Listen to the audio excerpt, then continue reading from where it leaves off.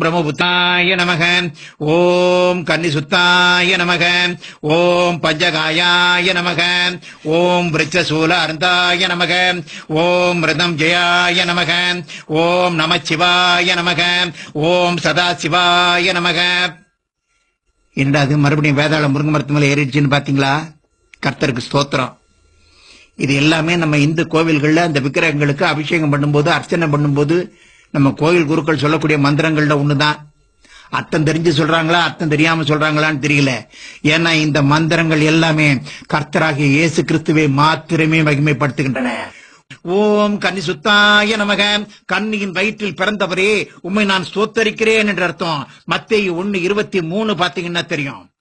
சாம வேதத்தில் ஒரு மந்திரம். அவதாரம் எடுக்க போகின்றவர் ஒரு கன்னியின் வயிற்றில் பசுவன் தொட்டியில் பிறப்பார் என்று கூறப்பட்டிருக்கிறது. அதாவது பிறக்கின்றவர் ஒரு அவதார புருஷர் என சாம வேதம் சாட்சி கூறுகின்றது. கன்னியின் வயிற்றுல எந்த தெய்வமும் பிறக்கல. கன்னியின் வயிற்றில் பிறந்த ஒரே தெய்வம் கர்த்தராகிய இயேசு கிறிஸ்து மாத்திரமே. அல்லேலூயா. ஓம் பஞ்சகாயாய நமக. தன்னுடைய உடம்பில் 5 காயங்களை பெற்றவரே உம்மை நான் ஸ்தோத்தரிக்கிறேன் என்ற அர்த்தம். ஏசாயா 53:5 பாத்தீங்கன்னா தெரியும். ஓம் விருட்சசூல அருந்தாய நமக. சிலுவை மரத்தில் தொங்கியவரே உம்மை நான் ஸ்தோத்தரிக்கிறேன் என்ற அர்த்தம். 1 பேதுரு 2:24 பாத்தீங்கன்னா தெரியும். சம்பூர்ண மகாபாரதத்துல ரத்த பிரதோஷனம் பாவ விநாசம் என்று கூறப்பட்டிருக்கிறது. ரத்த பிரதோஷனம் பாவ விநாசம் என்றால் பாவம் போக்கப்பட ரத்தம் சிந்தப்பட வேண்டும் என்று தெள்ள தெளிவாக கூறப்பட்டிருக்கிறது. ரத்தம் சிந்தனம் அப்படிங்கிறதுக்காக கோழி ரத்தத்தையோ கிடா ரத்தத்தையோ எரும ரத்தத்தையோ சிந்தி எடுத்து பிரயோஜனம் இல்லை. பரிசுத்தமான குற்றமே இல்லாத மாசற்ற ரத்தம் சிந்தப்படணும். அப்பேற்பட்ட ரத்தம் இந்த உலகத்துல யார்ட்டையுமே கிடையாது. கர்த்தராகிய இயேசு கிறிஸ்து கிட்ட மாத்திரம்தான் இருந்தது. சாம வேதத்தினுடைய 2ஆம் பகுதியாகிய தாண்டிய மகா பிரமாணத்திலே பார்த்தீர்கள் என்றால், ஜனங்களை ஆளுகின்ற பிரஜாபதி தன்னுடைய ஜனங்களுடைய பாவம் போக்கும்படியாக தன்னுடைய சொந்த சரீரத்தையே பிராயச்சித்த பலியாக ஒப்புக் கொடுத்து யஜ்ஞம் செய்வார் என்று கூறப்பட்டிருக்கிறது. பிரஜாபதி என்றால் சிருஷ்டிகர்த்தராகிய தேவன் என்ற அர்த்தம். அதாவது சிருஷ்டிகர்த்தராகிய தேவன் யஜ்ஞமானால் தான், மரித்தால் தான், ரத்தத்தை சிந்தினால் தான் பாவ மன்னிப்பு உண்டு என்று தாண்டிய மகா பிரமாணம் தெள்ள தெளிவாக கூறுகின்றது.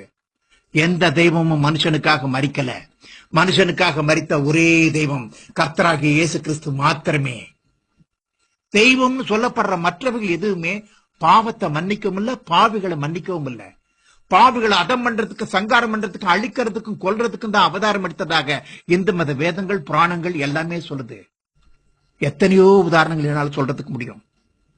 சூரசம்ஹாரம், பத்மாசுர வர்தம், ஹிரண்யவதம், இப்படி எத்தனையோ சொல்லிட்டே போயிட்டே இருக்கலாம். ஓம் மிருதம் ஜெயாய நமக. மரணத்தை வென்றவரே, பாதாளத்தை வென்றவரே உம்மை நான் ஸ்தோத்தரிக்கிறேன் என்ற அர்த்தம். ஏசாயா 25:8 பாத்தீங்கன்னா தெரியும். அவதார புருஷர்கள், தெய்வ பிறவிகள், சித்தர்கள் அப்படின்னு சொல்லப்பட்டவங்களுடைய கல்லறையெல்லாம் இன்னைக்கு மூடி புல்லு முளைச்சு போய் கிடக்கு. 2000 வருஷத்துக்கு முன்னாடி இறந்த கர்த்தராகிய இயேசு கிறிஸ்துவனுடைய கல்லறை இன்னைக்கு திறந்தே இருக்கு. கல்வாரி சிலுவையிலே அவர் கடைசி சொட்டு ரத்தம் வரை சிந்தியது இந்த உலகத்தில் பிறந்த கிறிஸ்தவர்களுக்காக மாத்திரம் அல்ல, இந்த உலகத்தில் பிறந்த அத்தனை ஜாதி மக்களுக்காகவுமே அவர் ரத்தத்தை சிந்தியுள்ளார். இந்த பாவங்களுக்கு போக்குறதுக்கு எத்தனை பரிகாரம் செஞ்சாலும் சரி, எத்தனை கோயிலுக்கு போனாலும் சரி, எத்தனை லட்சார்ச்சனைகள் கோடியார்ச்சனைகள் பண்ணாலும் சரி, எத்தனை அபிஷேகங்கள் பண்ணாலும் சரி, பாலாபிஷேகங்கள் பண்ணாலும் சரி, எத்தனை அன்னதானங்கள் பண்ணாலும் சரி, எத்தனை யோகாக்கள் பண்ணாலும் சரி, குண்டலினி சக்தியை மூலாதாரத்திலிருந்து சஹஸ்ராரத்துல ஏற்றி வச்சிட்டு நீங்க டிரான்ஸ்டென்டல் மெடிடேஷன் பண்ணாலும் சரி, எத்தனை காயகல்ப பயிற்சி எடுத்தாலும் சரி, இந்த பாவத்தை போக்குறதுக்கு முடியவே முடியாது. ஏன்னா ரத்த பிரதோஷனம் பாவ விநாசம் அப்படின்ட்டு சம்பூர்ண மகாபாரதமே சொல்லுது. ரத்தம் சிந்தாமல் பாவ மன்னிப்பு இல்லை. யார் ரத்தம் சிந்திருக்கா? மனுஷ ரத்தத்தால் செய்த பாவத்தை போக்கணும் அப்படின்னா குற்றமே இல்லாத மாசற்ற ரத்தம் சிந்தப்படணும். ஒரு கிரிமினல் இன்னொரு கிரிமினல் போய் ஜாமீன்ல எடுத்துட்டு வர முடியாது. கிரிமினல் ரெக்கார்டே இல்லாத ஒருத்தன் தான் போய் எடுக்க முடியும். பாவம் செய்த ஒருத்தர் இந்த பாவத்தை போக்குறதுக்கு முடியாது. பாவமே செய்யாத, குற்றமே இல்லாத மாசற்ற ரத்தம் சிந்தப்படணும். அப்பேற்பட்ட ரத்தம் இந்த உலகத்துல யார்ட்டையுமே கிடையாது.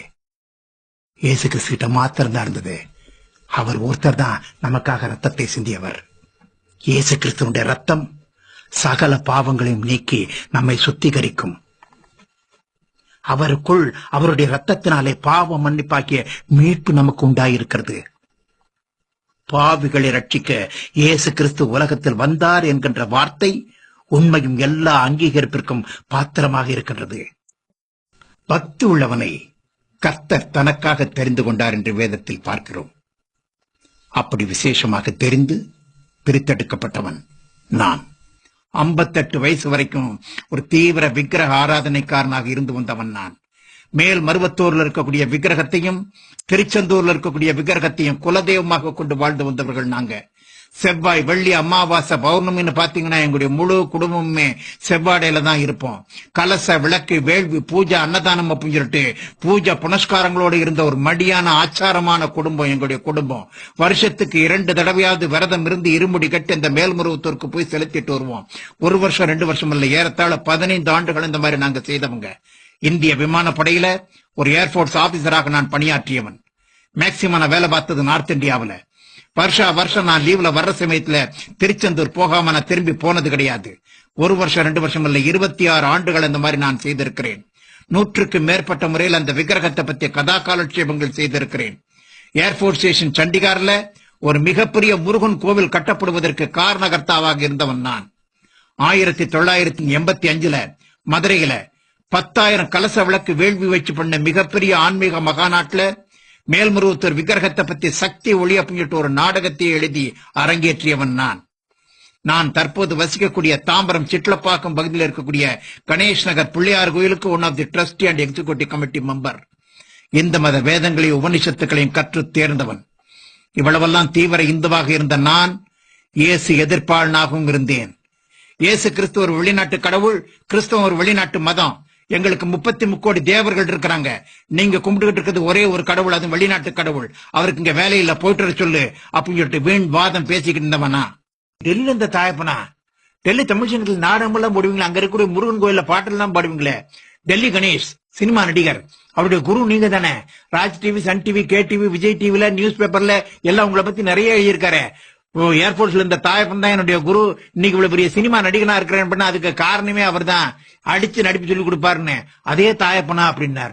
ஆமா அப்படின்ன.